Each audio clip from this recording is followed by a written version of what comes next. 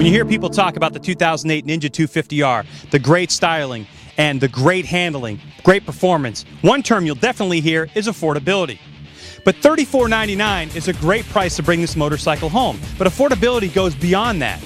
What about the maintenance costs? A lot lower. It's a smaller motorcycle, less parts. Insurance rates are lower. And how about gas prices? You know, this Ninja 250R is somewhere in the neighborhood of about 350% more efficient than your standard SUV. So, when you're talking about affordability in the Ninja 250R, think beyond the sticker price.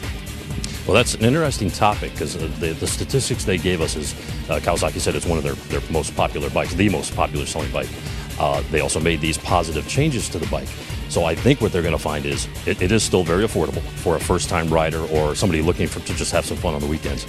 Now, with the bike improvements, people may be hanging on to this bike a lot longer, so you probably won't find a lot of used ones on the market like you did with the old generation bike. The last one was around for 20 years, and it was their #1 selling bike, and it was that way for a reason. I mean, the thing's affordable, and it's easy to ride, and it's a great beginner bike. And I mean, even though it's a great beginner bike, someone like me that, you know, that races and does that kind of stuff, you can come out here and still have a good time and, you know, draft and bomb around with your buddies. So, I mean, it's still a lot of fun, despite the fact that it's designed mostly for people that just started.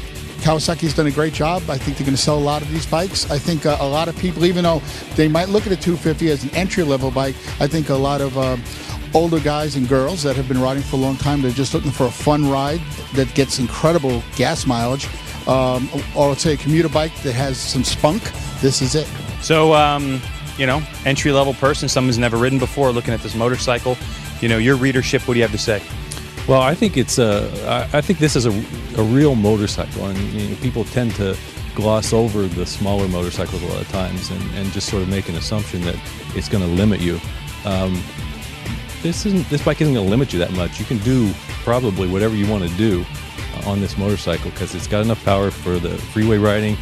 The light and nimble handling makes it good in the city, and it's going to be cheap to buy, cheap to insure, and cheap to fill up with gas too.